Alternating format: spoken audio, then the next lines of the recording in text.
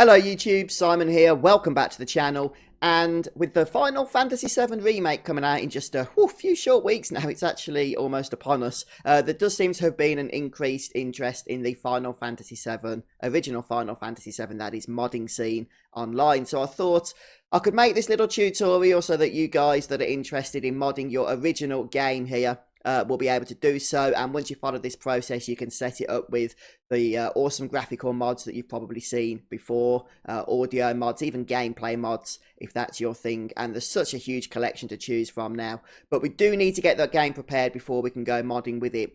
So hopefully this guide will help you. Now in 2020, most of you will be using Windows 10, I'd imagine. The latest Windows 10 update did break a few things. So one of the reasons I want to make this tutorial when there's already tutorials that exist out there is just to go over any issues that you might have at this particular time.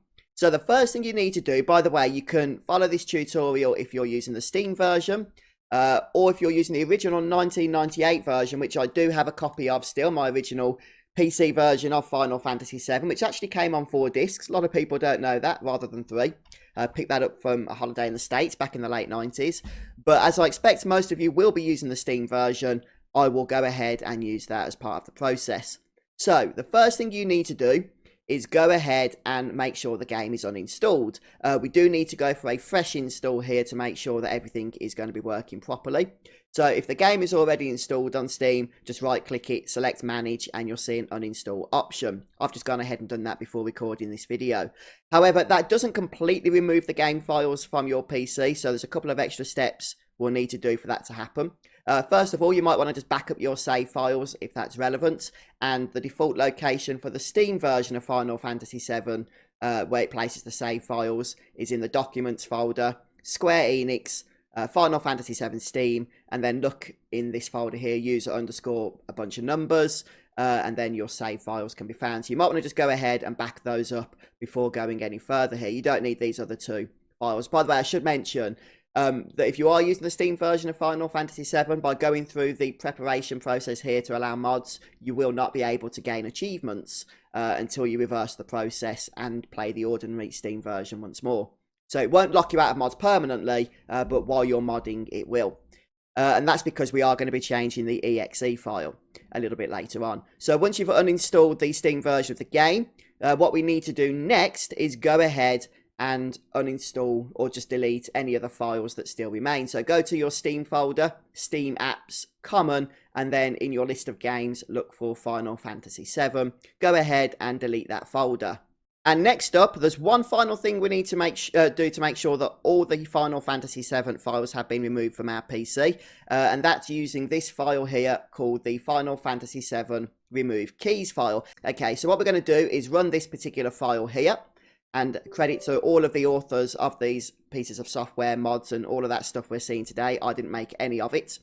We're just going to select Y for yes here and press any key to continue. And that will remove all the registry entries from your PC of Final Fantasy VII. So you should, at this point, have a completely clean slate. There is no Final Fantasy VII install on your computer whatsoever. So now we can reinstall from scratch, but this is very, very important. You cannot install the game into a program files folder. Now, Steam likes to default to a program files folder, so we need to change that. Now, don't worry if you have your entire Steam library in a programs file folder. We're not going to be changing that. What we are going to be doing is setting up a second folder, and that's going to involve selecting the Downloads tab here from Settings, going to Steam library folders, and then adding a new folder, and then adding a second Steam folder. And once I've done that, we can simply go ahead, right click or select install here, and then choose the folder, the new folder that we want to install to. Okay, so we're going to go ahead and select that non-program files Steam library, select next, and just wait while the game reinstalls. I would just take the time to mention that with the remake coming out on April the 10th, I do have plans to cover the heck out of that game, so you might want to stick around the channel. Anything that the community uncovers, I'll be making videos on, I'll be doing live streams, walkthroughs, really hyped, really looking forward to it. Hope you guys will stay tuned. And yes, the game has installed, so now this is what you're going to need to do regardless of what version of the game you're using. Maybe you're not using the Steam version, as I am. Maybe you're one of those peasants that's using the original 1998 version. So we can see that Final Fantasy VII has installed into the location that we selected, which is the non-program files location, i.e. the location that modding will not work in. There's one final thing we need to do, and that's convert the game into a format that is universal, so you will follow this step regardless of whether it's the Steam version, 98 version, etc, etc.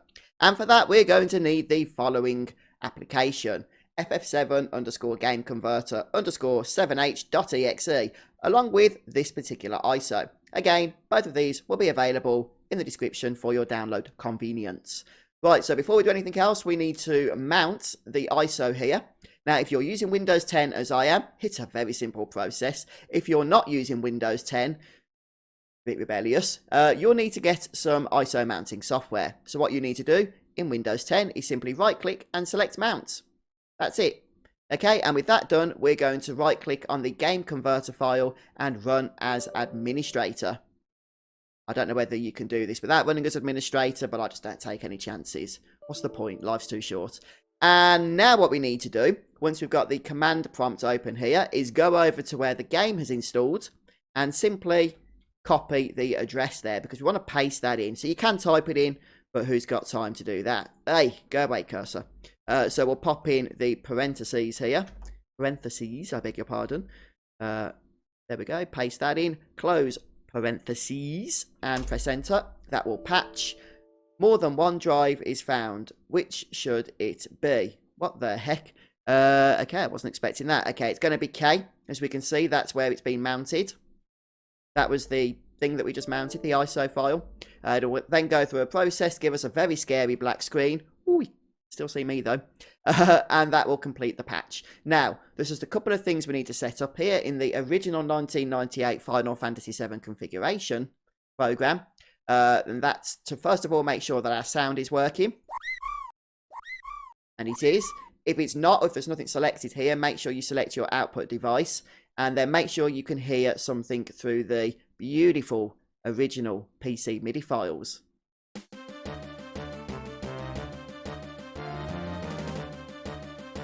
Okay, so we can select OK with that. You can ignore the graphics tab. And all we need to do now is, I don't know, press enter. Yep. And then press no, unless you're using a laptop. Now, if you're not using a controller, the default controls for Final Fantasy VII are going to be on the numpad. Okay, so just bear that in mind. If you're used to using the keyboard on the Steam version of Final Fantasy VII, your controls, I'm afraid, have now been reset to the original Final Fantasy VII PC controls, which are the numpad.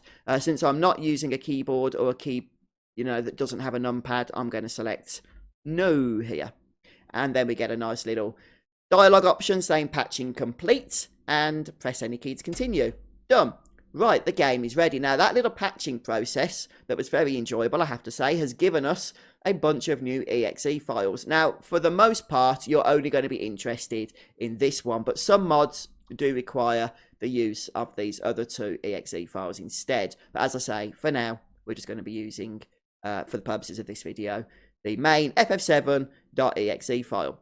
So now that we've gone ahead and set up the install folder for Final Fantasy VII, and now we've patched the game as well so that we are running the 1998 version, we are ready to start setting up mods. We are now compatible. Oh, that's a very nice word, isn't it? So the very next thing we're going to do is install the mod manager, and the mod manager is called Seventh Heaven, and this is a zip file which I will leave in the video description along with all the other files you're going to need. Now, you're going to want to install this somewhere on your PC. Oh, you can install it anywhere. You can put it in the C drive, the D drive, you can put it in the FF7 install folder, another folder on the desktop, in the refrigerator, wherever you want to put it, it's no problem, because we're going to point to the Final Fantasy VII EXEs from within the application itself. So I'm just going to go ahead and copy this and put it in a folder I've already pre-prepared. Ignore this mod IROs, we'll talk about that a little bit later. Just place your zip file in, extract it, yada yada yada yada yada, and there we go. Right, what I'm just going to do is delete that. Just, I like to have things nicely organised here. I just, don't want people to think that I'm a mess. Give a false impression that I'm not. There we go. So with Seventh Heaven all extracted, we should be able to find the Seventh Heaven exe. Now, where is that little bad boy hiding out here? There it is. The naughty fella hadn't got an exe icon. I'm not sure what that's about. It does have an icon, but let's just check that this is going to work. I should think it is. No settings configured. So this is because it's the first time we're loading 7th Heaven. We're just going to go ahead and select sensible yada yadas. We're going to go yada yada to this. I don't know why I'm saying yada yada a lot. I never normally do that. I just want to point that out. Right, first thing we're going to do is make sure that all the paths are correct. So it does try and detect this automatically, and it seems to have done a pretty darn good job. So let me just make sure that this is correct. C:, Steam, Steam Apps, Common, Final Fantasy VII, and then we're going to select the Final Fantasy VII exe. Yep, pretty sure it had that already. So we'll just make sure that these other folder paths are correct. The movies path, that looks correct. The textures path, that looks correct. And the library path, that doesn't quite look correct. A little bit disjointed there, so we'll just check that. So that will be this PC, C:, and Steam, Common, mods, I believe it is. Something. Oh, no. Yeah, Final Fantasy VII, that's right. Yeah, mods. Where are we? Mods. Where are you? There you are. 7th Heaven. Okay, sorted. Right, that's better. Got the correct location. Right, the next thing we're going to do is make sure that import library folder mods automatically selected. We don't need to select any of the other options here. And then we're going to copy this particular link. This is optional, but it does give you a list of mods that you can install then straight into the program without having to download them separately from other websites. We're going to paste that in there, and again I'm going to leave the link to that in the description. It's a very complicated looking link, don't worry about it, just put it in exactly as I did and then select OK. Okay, we can click little X there on the little download box and go over to the little catalog tab, and we can see that because we put that description link in, we've got mods showing up, yay! But don't try and download or install them just yet because it won't work. There's still a couple of things that we need to go through here in order to get this absolutely pinpoint perfect. So next up, we're going to go over to the driver settings, and it's important that we set these. Otherwise, we're just going to be opening ourselves to all sorts of errors. Okay, so you're going to want to select windowed or full screen. Obviously, full screen is better to play in, but for testing purposes, I like to start in windowed mode. It just makes opening the game, closing the game a lot faster as we're trying to get things right here, setting up our mods to how we want them. You can go ahead and select anything here. I'll just go preserve to fit. And then window resolution, you can just go ahead and select whatever monitor resolution you want. I'm going to go for 1920 by 1080. Even though I've got 4K resolution, that tends to stretch off the screen a little bit. But just have a play about, see what you can get to work here. Graphics, we're just going to pretty much leave those as they are. You can select a shader option though. I don't really know which are best here, I'll be honest with you. I'm just going to go for Bloom 2, just because it says it works for everything, and that makes it sound like it's compatible, so let's just choose that one. Have a play about with it though, let us know what you find to be the best option for whatever that setting was. Shader options or something. I'm not the most technical person, and yet I'm doing a tutorial. Well, that's about. No, it's okay. It's going to work. It's going to work. Right then, just leave all these settings as they are for now, and then audio. Select VGM stream, but if this isn't going to work straight away, we might have to change that back to none, which is not the default setting, but we'll see what happens. Okay, so all of that has been saved. Technically, then we're ready to start bringing in mods, but before we do that, I just like to check that the game itself is going to work even without mods, because we've patched it and all of that good stuff. The EXE might be corrupted, we just don't know. We don't know these things, do we? And if we bring all the mods in and then find out it doesn't work, we'll think the mods aren't working, when it might be that the game itself is broken. But it isn't, it's opened, that's what I like to see. So we are now ready to start bringing in those beautiful mods. And the first one I'm going to do for testing purposes, to make sure that the mod manager itself is working, since we can't launch from the mod manager without any mods installed, is a beautiful menu overhauling mod by Chrysalis, and I'll leave a link to this in the video description. You might be able to get this from the subscription, I haven't looked. I've just gone ahead and downloaded it. So the way I'm going to import this mod when it's not coming in through the subscription link we've included is to go ahead and on the library tab select import, and then we're going to select from IRO archive, and we're going to select these three beautiful little dots here.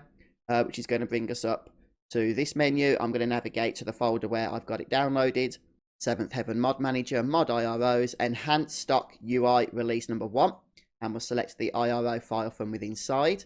Select OK. There it is. And now all we need to do is select Activate here.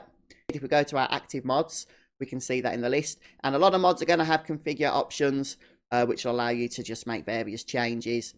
Such as this one here. It's got quite a few options, which is nice. So we'll just leave all the default options for the time being. And we're going to try and click Launch Game.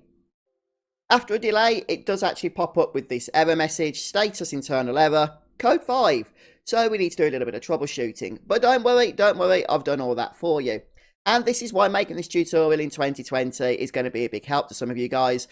Because this error, I believe, is a new error brought in by some of the latest Windows 10 updates. So if you've updated Windows 10, and if you're running Windows 10, you probably have, because Microsoft forced those updates upon you, then you could very well get this error as well. So this is how you can try and fix it. So this might be fixed in a later release of Seventh Heaven, but for now, this is kind of like a temporary workaround. So first of all, we need to close Seventh Heaven.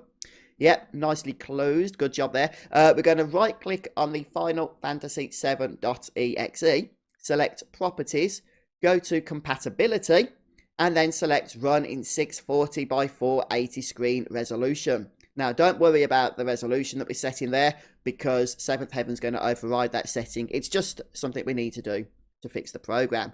And then if we go over to Seventh Heaven itself and find the exe, we're going to select Properties on that, go to Compatibility, and just make sure that Run this program as an administrator is activated here, or selected rather. You can't actually get around this by right clicking and select Run as administrator. For some reason that doesn't seem to work. You do need to make sure the option is ticked here under Settings on the Compatibility tab. And now, hopefully, with that little change made, we'll go ahead and select Launch Game. And it looks like it's working. See, nice little tip for you guys there. Again, I'm running in window mode just while we test things out at this point. Right, so don't forget, if you haven't got a controller plugged in, you'll need to use the controls on the numpad, which means that to make selections here, you'll need to use numbers 8, 2, 4, and 6, which have the arrows on them, and then enter for select. I think the big plus button on the numpad is your menu. And look at this beautiful interface here. So let's go ahead and just load a random save game. Yeah, these are save files I downloaded off the internet, so that's probably why they're all in a non-English language here. And the only mod we've installed so far is that menu mod. So let's go ahead and press the menu button. And look how beautiful that is. Oh, straight away, with no other changes, the game is improved upon. That's looking really, really nice. I like that. You still got all your standard config options, so you can have a play about with those if you want to. By the way, the cancel button is the number 0. So we'll press that a couple of times to come back out. And it looks like we're working. Oh, this is exciting. We can actually close the game now and start firing up some more mods here. Since we've gone ahead and messed about with the menu interface, let's just go the whole hog and sort out our character avatars. I love the look of these ones by Victoriously over at the Kim forums. I'll leave a link as per usual. So we're going to download these, but we're actually going to download the form that Reiletuag has updated here. So just go ahead, select the link, complete the download, and get the files. Now, these don't come as a pre-prepared IRO file, which is one of the reasons I've decided to go for these, so I can show you how to prepare a mod yourself. So we'll go ahead and find the download. There it is. Now you'll know that the download comes with a texture folder, menu folder, and then the files inside as PNGs. So what we're going to do is open up Seventh Heaven, and I've created a handy little shortcut there on the desktop. And what we're going to do is pack those files into an IRO file. So we're going to go to Workshop, IRO Creation Tool, and then we're going to select that folder on the desktop, which is this one.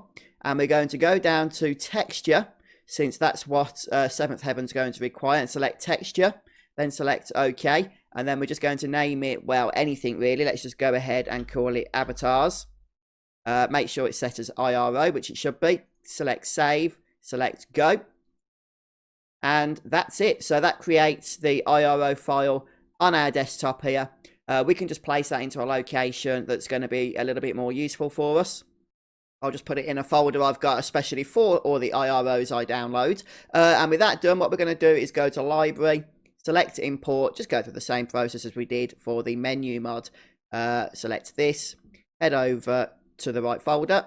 There's the avatars.iro I created. I'll select open on that. Okay.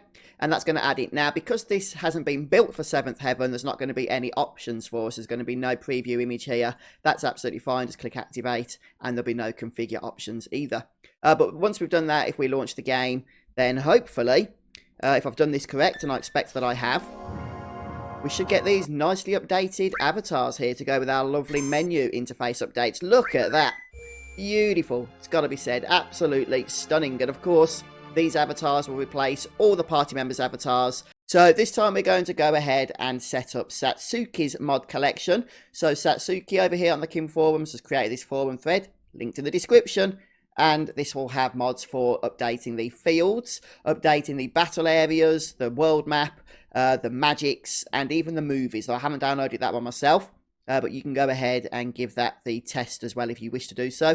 So once you've downloaded the mods here, we can once again import them the usual way. So from the IRO archive, we're just going to select each mod one at a time. So maybe we could start with the magic. So this will actually update the spell effects. And you know, kind of like the green circle that appears around our party members once they actually select a magic to cast. So let's go ahead, select open. Okay, and some of these are quite, you know, heavy mods. They're quite large in terms of their file size, so it can take a moment or two to actually load them in once we've selected OK. There we go, and we're going to select activate. I'm not going to test that one, I'm going to risk it. Let's go ahead and load in our next one. This time we'll go for battle. This will update the battle backgrounds. So again, this one might just take a few seconds to pump into action here. There we go, we'll activate. And there's not much in terms of settings for these particular mods. You can either turn them on or you can turn them off. Simple as that. Okay, so let's go ahead and launch game. And then we need to get into a battle. Yeah, I'm liking the way this is looking already, though, I've got to say. Let's just go to the train graveyard. Oh, even the interface is updated now from that menu mod for the in-game dialogue boxes. There's also a few settings you can change with that one, if you wish to do so. So hopefully the game won't keep us waiting too long here to test out the battle backgrounds. And don't worry about those rough-looking field backgrounds and character models. We can sort those out as well. But as I say, just take it easy when you're first going through the setup process. That way, if you break anything, you know what it was that broke it. So we've got some higher fidelity backgrounds here for the battles, along with those lovely menu options, interface options from that other mod. So let's look at this. You can see the high fidelity graphics for the fire spell. At this stage then, I'm just going to bring in the field backgrounds. You can, of course, if you don't want to use this particular mod by Satsuki for upscaling the fields, which is a popular one, by the way, you can use something like the Remake mod. Which I believe is also based around Satsuki's technology, one way or another, from what I understand, though I'm not that technical. But let's go ahead to the IRO archive and finally bring in the world map improvements. And this will actually update the world map as well as in the physical map that appears on the screen. Right, so we get to the world map, and you can already see the improvements here. You can see the extra detail in the sand and in the model of the gold saucer itself there. And of course, you can see the map at the bottom right-hand corner of the screen is just far more crisp there, isn't it? It's looking really good. If I bring that up as well, the main map has been improved in its texture resolution. So yeah, this is one mod that I think is definitely going to be popular because it doesn't change a whole lot in terms of the feel of the game. It just makes things more clear, doesn't it? So let's head inside Coral here so we can see the improved field textures. And I really like this particular mod because these field textures, I think, are staying true to the originals, but just that little bit of an increase in the fidelity there, it just makes all the difference, doesn't it? It really, really does. So let's just go ahead. You can, of course, update the movies because as you start to go ahead and mod the other areas of the game, some of the FMV files can just look a little bit out of place with their poor original quality here. So there are some upscales, including one by Setsuka as well, to upgrade the FMVs. And that just does the same thing really as the field models. It upscales what already exists. But look at that, that's beautiful, isn't it? That's the gold saucer field model. And yeah, that's just stunning. I really, really like that. Really like it. Okay, so there's one more thing that I'm going to show you then, and that is updating the character model. So you can update the character models both on the field here and in battle. They are two different models, so you will require different mods depending on which you're updating. So let's go ahead and close the game at this point. And so the next mod is going to be given to us by Calderoshi, and it's called Chaos. So I'll leave a link again in the video description, and you can either use the subscription link here to 7th Heaven, or if that's not working, you can download it manually. You will need a free account with Nexus mods, which you may already have if you've done various amounts of modding in the past, and you're going to want the Chaos 7H mod just here. So we'll just go ahead and select download, and then choose the slow download. And the install process is going to be fairly typical once more. We're just going to go ahead to import here from IRO archive. Go ahead to where you've placed the chaos.iro file. Open it. Be patient. And once that's loaded, we can go ahead and activate it. Now, this mod will, in fact, update the models for both field characters and for battle characters as well. So it's kind of an all-in-one, which is a huge bonus here. And you can also have a few configuration options for this particular mod. I'm going to leave the resized models off for now, but maybe we can test that out. And then there's the young Cloud battle model, which is interesting. Cloud you can have with or without a sword. That's, I believe, during the field, when he's running around on the field. We'll just keep it set to normal for now. And then there's a few other options for some of the other characters as well. Just make sure you keep this unticked unless you are using the reunion mod, which of course we are not. So let's go ahead now and launch the game. I'm not going to really adjust any of those settings there. Let's just make sure it's working and see how we look. So this is probably going to be the last mod I'm going to install for the purposes of this tutorial. But gotta say, we're looking pretty darn nice now, aren't we? Let's go ahead and load the Northern Cave, which is the final dungeon. Yes, I'm liking it. So there we have Cloud. If we just go ahead and pop down here, we should see some of our other party members as well. So this is the field updates. There we go. We can see Yuffie. Well, just everybody else really, just chilling down there. But if we just head back over this way, we'll enter battle. So yeah, this is a nice improvement. I actually like these mods. I know a lot of people don't. A lot of people don't like the model replacements. Especially because of the fact that the sizes look a little bit awkward, because the size has to remain the same as the original models, which of course are chibi style, so that fits.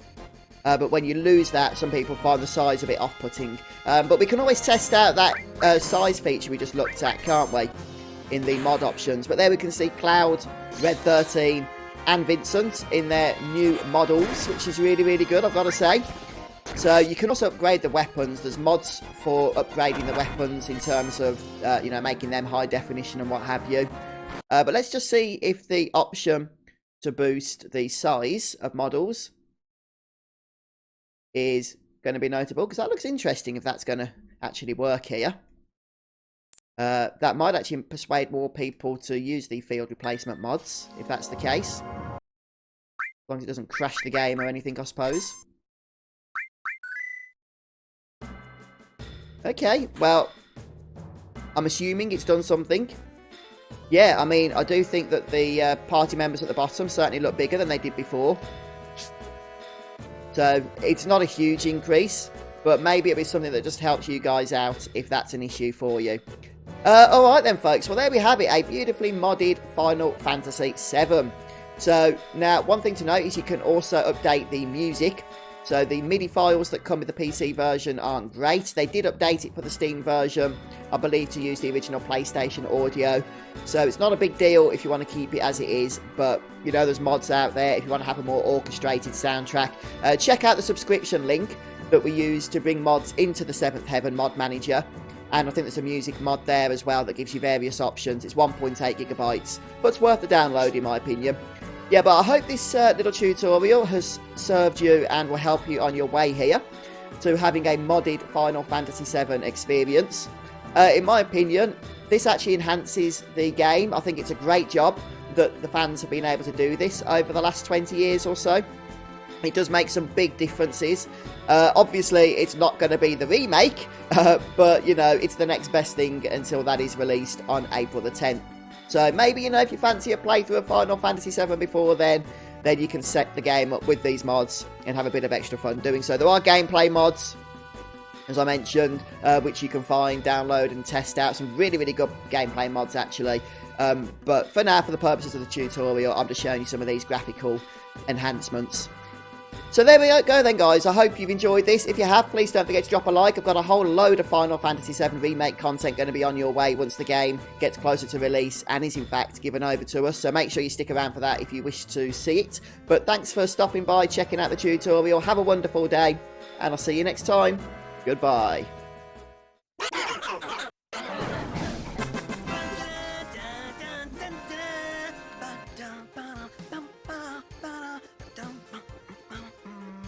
Sounds like you're having fun.